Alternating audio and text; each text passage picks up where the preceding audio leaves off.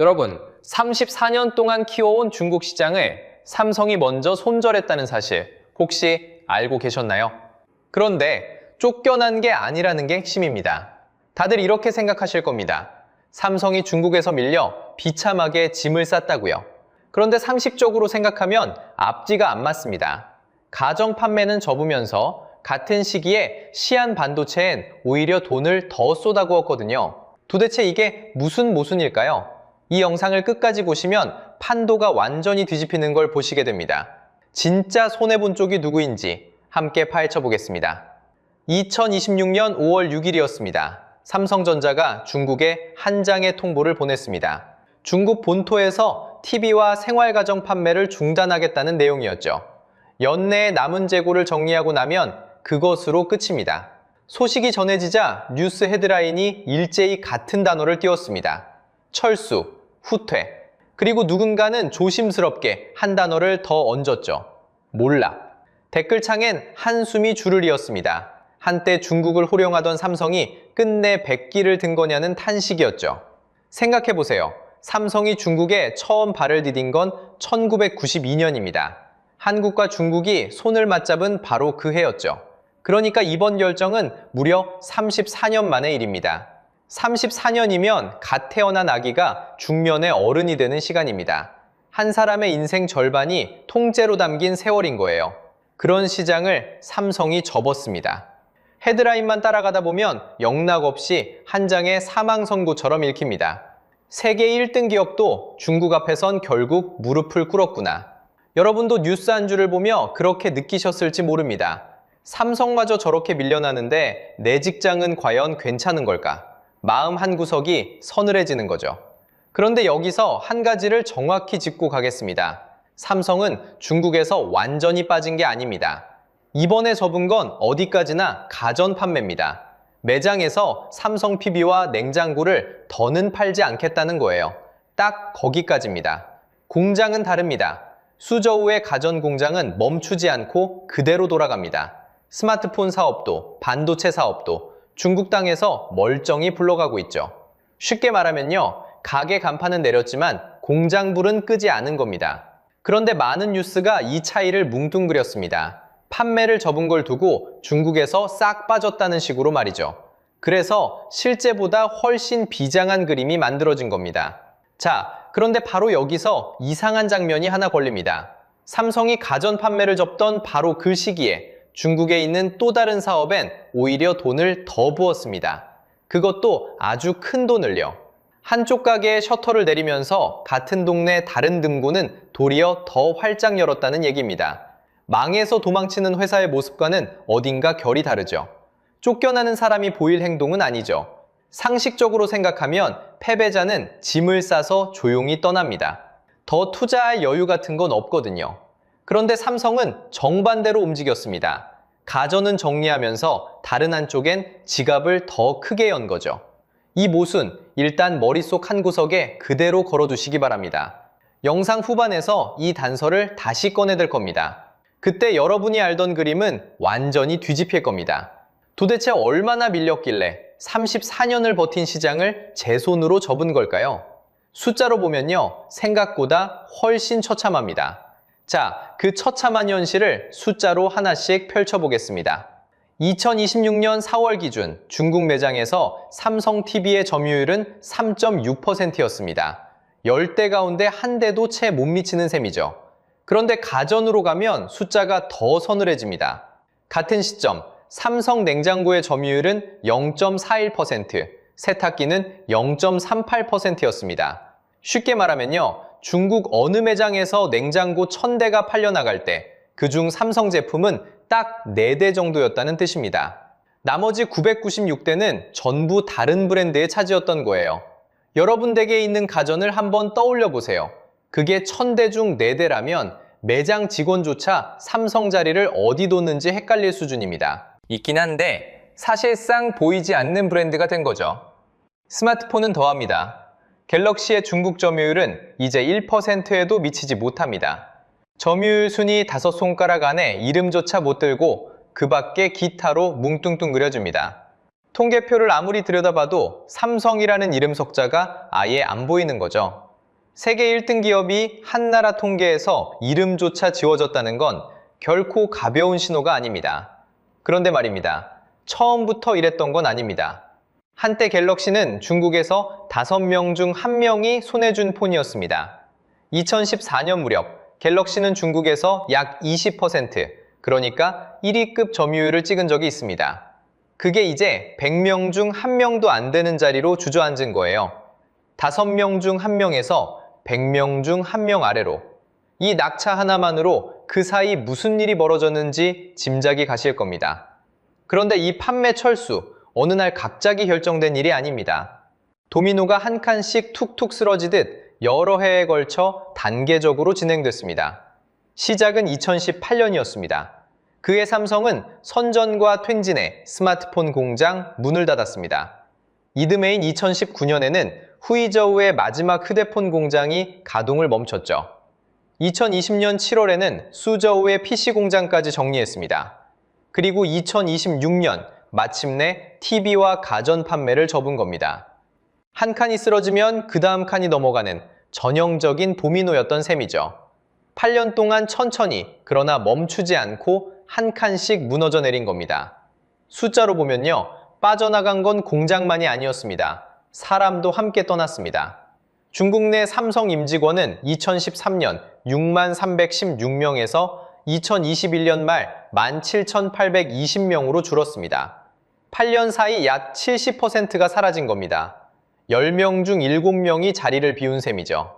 한창 때 회사 운동장을 가득 메우던 사람들이 이제 셋만 남고 모두 흩어진 풍경을 떠올려 보세요. 그 빈자리는 회사 안에서만 끝나지 않았습니다. 공장이 빠져나간 도시도 조용히 흔들렸습니다.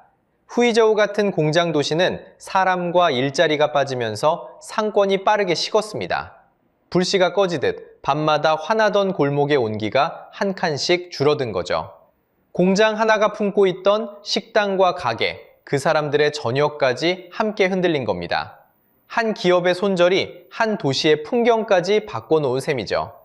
자, 정리해 보겠습니다. 5명 중 1명이 쓰던 폰이 100명 중 1명 아래로 1000대 중 4대로 밀려난 자리. 이게 삼성이 마주한 중국의 민낯이었습니다. 그런데 이렇게 처참하게 밀렸으면 도대체 왜 밀린 걸까요? 범인은 한 명이 아니었습니다. 자, 그 범인들을 하나씩 찾아보겠습니다. 다른 나라에선 멀쩡한 삼성이 유독 중국에서만 밀려난 데에는 어느 날 갑자기가 아니라 오래 쌓인 이유가 있었습니다. 세 개의 그림자가 오랜 시간 차곡차곡 겹쳐서 만들어낸 결과였습니다. 첫 번째 그림자는 중국 토종 브랜드의 추격입니다. TV 시장은 이미 하이센스, TCL, 샤오미, 하이얼, 메이디가 통째로 장악했습니다. 스마트폰도 마찬가지죠. 화웨이, 샤오미, 오포, 비보가 안방을 꽉 채웠습니다. 이들이 처음부터 강했던 건 아니에요. 처음엔 초저가로 밀고 들어왔습니다. 그러다 어느새 기술까지 바짝 따라붙었습니다. 가격은 절반인데 성능은 비슷해진 겁니다. 상상해보세요. 베이징의 한 전자제품 매장에 들어선 젊은 부부가 있습니다. 똑같은 크기의 TV가 2대 나란히 놓여 있어요. 한쪽은 삼성, 한쪽은 하이센스입니다. 화질을 한참 비교해봐도 눈으로는 큰 차이를 모르겠는데 가격표를 보니 토종 브랜드가 수십만 원이나 쌉니다. 게다가 우리 회사 제품이라는 자부심까지 얹혀있죠. 이 부부가 어떤 걸 집어들지는 안 봐도 뻔합니다. 소비자 입장에선 굳이 비싼 삼성을 고를 이유가 점점 사라진 겁니다. 여기서 경제학 용어 하나 짚고 가겠습니다. 진입장벽이라는 말이 있어요. 쉽게 말하면요, 새로운 회사가 그 시장에 끼어들기 어렵게 만드는 보이지 않는 벽을 뜻합니다. 그런데 중국에선 그 벽이 오히려 토종기업 쪽에 유리하게 세워졌습니다. 그게 바로 두 번째 그림자, 애국 소비입니다. 중국 소비자들은 같은 값이면 망설임 없이 자국 브랜드를 삽니다. 거기에 중국 정부가 가전 보조금까지 얹어줘줬어요. 냉장고를 바꾸면 나라가 돈을 보태주는 시기였습니다. 14억이라는 거대한 내수를 등에 업고 토종기업들은 규모의 경제를 키웠습니다. 쉽게 말해 한 번에 많이 만들수록 한 대당 원가가 뚝뚝 떨어지는 구조죠. 생각해보세요. 남의 안방에서 장사를 하는데 그 집 주인이 자기 식구 물건만 사라고 보조금까지 선에 쥐어주는 겁니다. 이러면 아무리 삼성이라도 가격으로는 도저히 버틸 수가 없습니다. 세 번째 그림자는 정치였습니다. 2016년에 사드 배치가 결정되고 2017년부터 한한령 보복이 본격화됐습니다. 한국 기업들의 중국 매출이 그때부터 직격탄을 맞았어요. 관광과 유통 쪽 피해만 수십조 원에 달했을 거란 추정도 나옵니다. 거리에서 한국 제품을 향한 분위기가 싸늘해졌죠. 무서운 건 한 번 마음이 돌아선 소비자는 쉽게 돌아오지 않는다는 점입니다. 정치가 만든 근열이지만 그 불씨는 매장 진열 때까지 그대로 옮겨 붙었습니다. 여기에 결정타가 하나 더 있습니다. 한때 중국은 인건비가 싼 생산기지였잖아요. 그런데 그 인건비가 빠르게 오르면서 저비용으로 만든다는 메리트마저 사라졌습니다. 싸게 만들 수도 없고 그렇다고 비싸게 팔 수도 없게 된 겁니다. 공장을 돌릴수록 손해가 쌓이는 구조로 바뀐 거예요. 정리하자면 토종 브랜드의 추격, 보조금이 떠받친 애국 소비, 그리고 정치 보복이라는 세 개의 그림자가 동시에 목을 조여온 셈이죠. 자, 이쯤 되면 판매를 접는 게 당연해 보입니다. 그런데 정말 이상한 건 이렇게 가전을 빼던 바로 그때 삼성이 중국의 또 다른 곳엔 오히려 돈을 쏟아붓고 있었다는 겁니다. 그 돈 이야기를 하기 전에 먼저 삼성이 왜 가전 장사를 접을 수밖에 없었는지 그 돈의 흐름부터 따라가 보겠습니다. 여러분 지갑하고도 무관하지 않거든요. 자, 여기서 여러분 머릿속에 떠오르는 질문이 있을 겁니다. 안 팔리는 건 알겠어요. 그런데 안 팔리는 거랑 적자가 나는 건 다른 얘기잖아요. 도대체 왜 적자고 그게 또 왜 내일이라는 걸까요? 지금부터 그 돈의 흐름을 한 단계씩 뜯어보겠습니다. 삼성TV와 생활가전 사업부가 있습니다. 이 사업부가 2023년에 벌어들인 영업이익이 무려 1조 2,500억 원이었습니다. 한 해 동안 알짜로 남긴 돈이 1조가 넘었던 겁니다. 그런데 2025년 이 사업부가 약 2천억 원 적자로 돌아섭니다. 흑자에서 적자로 단 2년 만의 일이었습니다. 더 무서운 건 추락 속도예요. 2025년 3분기에 1,000억 원 적자, 그리고 4분기엔 6천억 원 적자. 분기를 거듭할수록 구멍이 더 커진 겁니다. 자, 그럼 이 구멍이 어디서 생긴 걸까요? 냉장고 한 대를 떠올려 보세요. 이 한 대를 만들려면 일단 철판이며 부품 같은 재료비가 들어갑니다. 요즘은 이 원자재 값부터가 예전 같지 않아요. 여기에 공장 직원들 손에 쥐어줄 인건비가 빠지고요. 중국 전역으로 실어 나르는 물류비가 또 빠집니다. 운송비도 해마다 오르기만 했죠. 매장 좋은 자리에 깔고 광고를 때리는 마케팅비도 만만치 않습니다. 여기까지만 차근차근 빼봐도 손에 남는 게 얼마 안 돼요. 그런데 진짜 문제는 그 다음이에요. 중국 토종 브랜드들이 정부 보조금까지 등에 업고 가격을 사정없이 후려칩니다. 삼성도 따라서 값을 내릴 수밖에 없어요. 안 내리면 한 대도 못 파니까요. 결국 재료비 빼고 인건비 빼고 물류비 빼고 마케팅비 빼고 거기서 또 값까지 깎고 나면 한 대 팔아 손해주는 마진이 거의 0에 수렴합니다. 쉽게 말하면요. 떨이로 1,000대를 내다 팔아도 정작 손에 떨어지는 돈은 없는 장사가 된 겁니다. 이걸 경제학에선 마진이 소멸하는 출혈 경쟁이라고 부릅니다. 한 대 더 팔수록 적자가 더 쌓이는 거꾸로 된 장사인 거죠. 그러니까 결국 미치면서 파는 떨이 장사를 34년 자존심으로 버틸 순 없는 거예요. 1,000대를 팔아 4대 남는 점유율에다 그 4대마저 마진이 없으니 접는 게 오히려 손을 더는 결정이었던 겁니다. 자, 그런데 여기서 끝이 아닙니다. 여러분은 지금 이렇게 생각하실 수도 있어요. 그래봤자 대기업 한 곳 가전사업 얘기 아니냐고요. 그런데 이게 왜 여러분 일이냐? 숫자로 보면요. 한국 제조업의 부가가치율이라는 게 있습니다. 똑같이 물건을 만들어 팔아도 그 안에서 얼마나 알짜 가치가 남느냐를 보는 수치예요. 이 부가가치율이 2019년 35.9%에서 2023년 33.7%로 내려앉았습니다. 100원어치를 만들어 팔면 남던 알짜가 36원에서 34원으로 줄어든 셈이죠. 원자재 값이 오르고 에너지 값이 오르고 물류비가 오르면서 우리 산업 전체의 원가 부담이 무거워진 겁니다. 비용 구조 자체가 예전보다 불리해진 거예요. 여기서 핵심입니다. 삼성 같은 거대 기업조차 못 버틴 그 비용 구조가 한국 제조업 전반을 똑같이 누르고 있다는 거예요. 덩치 큰 대기업도 휘청이는데 그 아래 협력업체와 수많은 일터는 어떻겠어요? 그 무게는 결국 어디로 갈까요? 누군가의 일자리로 돌아오고 우리가 매장에서 집어드는 가전 가격으로 돌아옵니다. 마치 던진 부메랑이 한 바퀴 돌아 내 손으로 돌아오듯이요. 결국 대기업 한 곳의 손절처럼 보이는 이 사건은 멀리 있는 남의 일이 아니라 내 지갑으로 돌아오는 신호인 셈입니다. 결국 화면 속 뉴스가 아니라 내 월급과 내 살림에 닿아 있는 이야기라는 겁니다. 자, 이제 아까 미뤄뒀던 그 이상한 모순, 가전은 접으면서 반도체엔 돈을 더 부은 진짜 이유, 이 영상의 진짜 정점으로 들어가 보겠습니다. 자, 이제 아까 걸어둔 숙제를 풀 차례입니다. 영상 앞부분에서 제가 이상하다고 했죠? 삼성이 중국에서 가전짐을 싸던 바로 그 시기에 한쪽에선 오히려 돈을 더 쏟아붓고 있었다고요. 앞뒤가 안 맞는다고 느끼셨을 겁니다. 그 모순, 답이 바로 이겁니다. 삼성은 중국을 떠난 게 아니었습니다. 안 되는 건 미련 없이 접고 잘하는 것만 똑똑하게 남긴 거였어요. 패배처럼 보이던 손절의 진짜 정체가 여기서 드러납니다. 가전 매장에서 짐을 빼던 그 시기, 삼성은 중국 시안의 낸드 플래시 공장에 돈을 부었습니다. 2025년 한 해에만 4,654억 원입니다. 전년도 2,778억 원에서 67.5%를 더 늘린 금액이에요. 한 손으로는 가전 간판을 내리면서 다른 손으로는 반도체 공장에 두툼한 돈다발을 얹은 셈입니다. 도대체 왜 시안이었을까요? 이 시안 공장은 삼성에게 그냥 흔한 공장이 아니거든요. 삼성이 해외에 둔 단 하나뿐인 낸드 플래시 생산 기지입니다. 여기서 삼성 낸드의 약 40%가 만들어져요.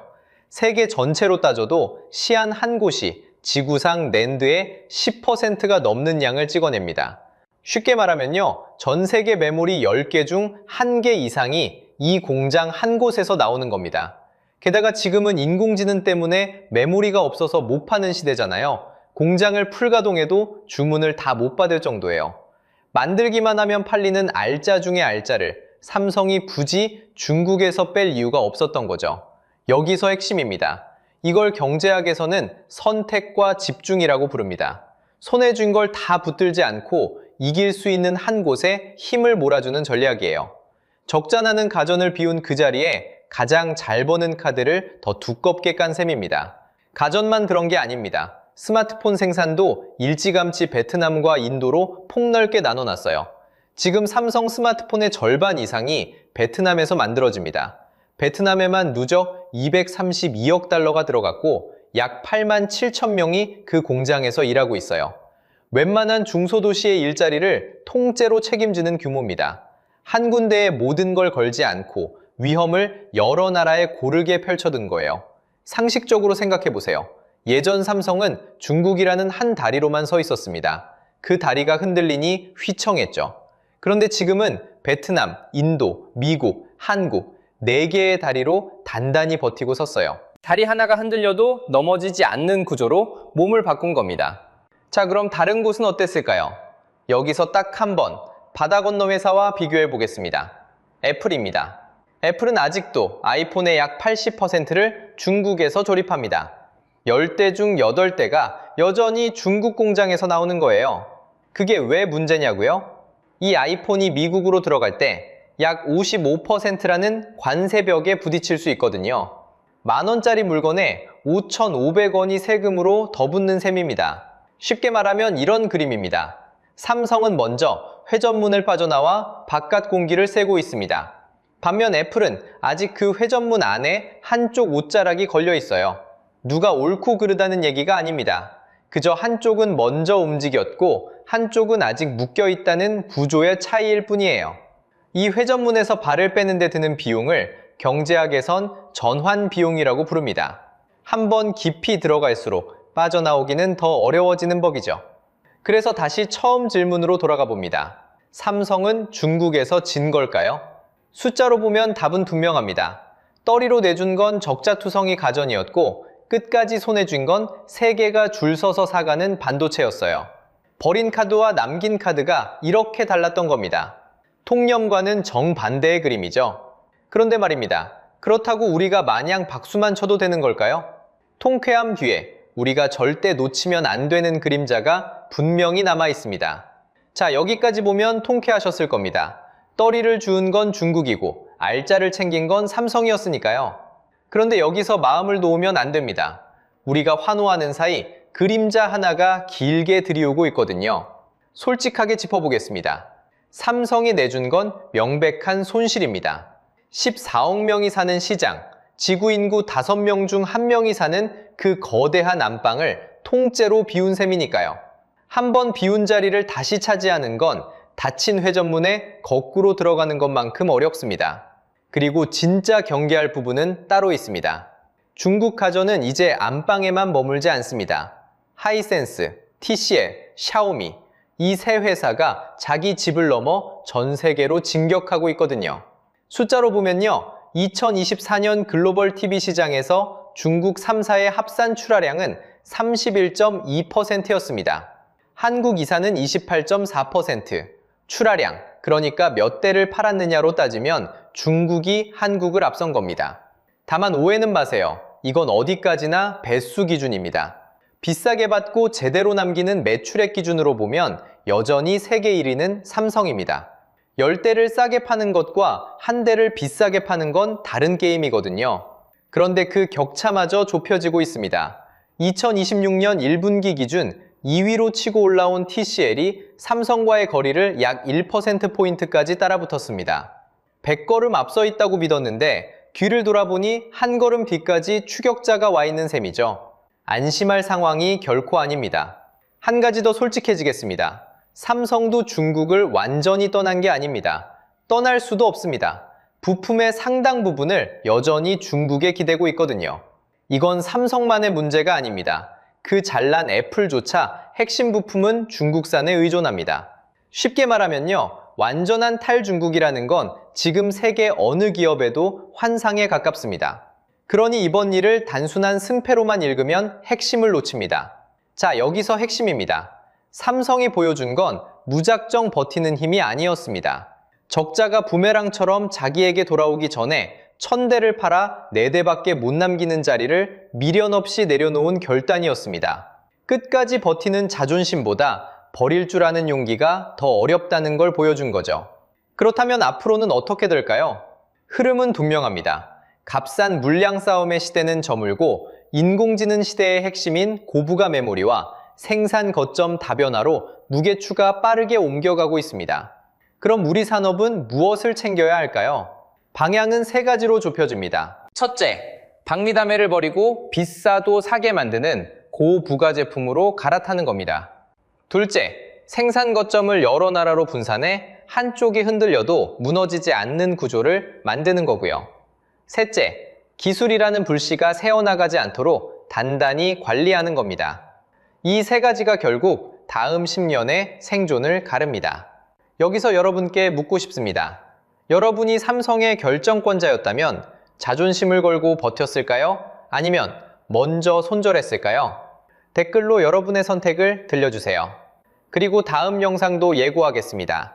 애플은 왜 아직도 중국을 못 떠나는지, 그리고 안방을 넘어 글로벌로 밀려오는 중국 가전 3사의 역습, 다음 영상에서 파헤치겠습니다.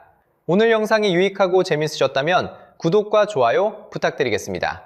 오늘도 시청해주셔서 감사합니다.